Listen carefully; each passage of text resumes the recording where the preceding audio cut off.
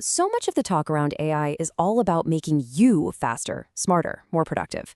But what if the real problem, the real bottleneck, isn't our individual limits at all? What if it's the friction we hit every time we try to work together?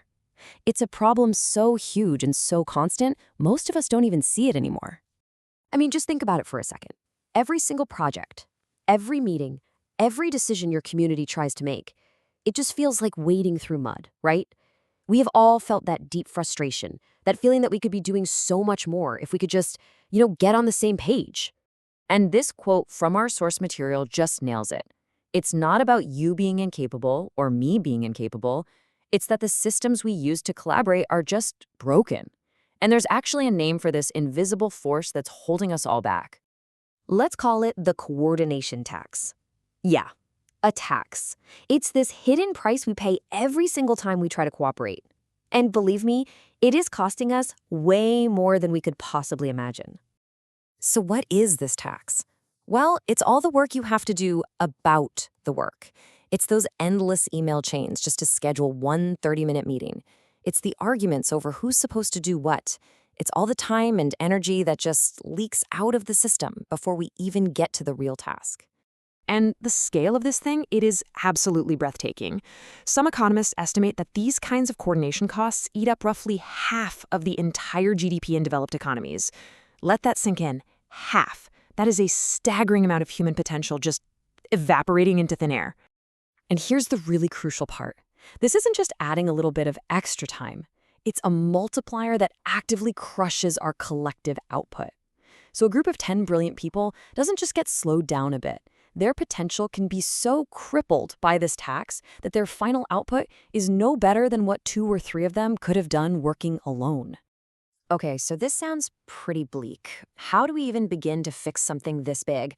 Well, let's zoom in on one of the toughest coordination problems there is, making fair group decisions when the stakes are really high.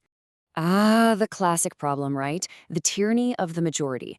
In so many systems we use, if one group gets 51% of the vote, they get 100% of the power. And the other 49%, they get absolutely nothing. Now, this isn't just unfair. It makes compromise impossible and just pours fuel on the fire of conflict. So you can really see 2 completely different ways of thinking here. On one side, you have the winner-take-all world that we're so used to. But there's another way. A world where power is proportional, where a minority group doesn't just get ignored, but actually keeps its share of influence.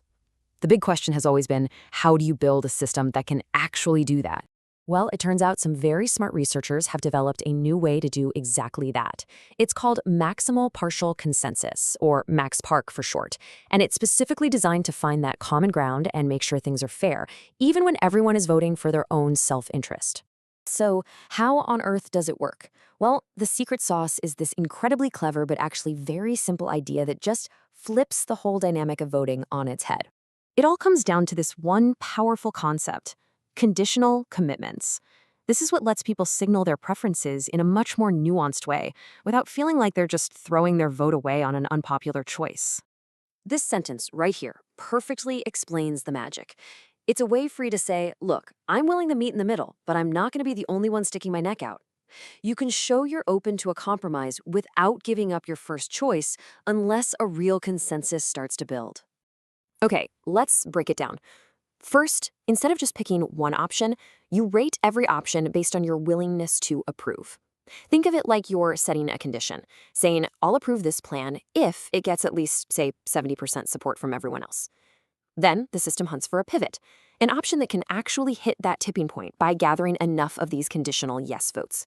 Once that happens, your approval gets locked in.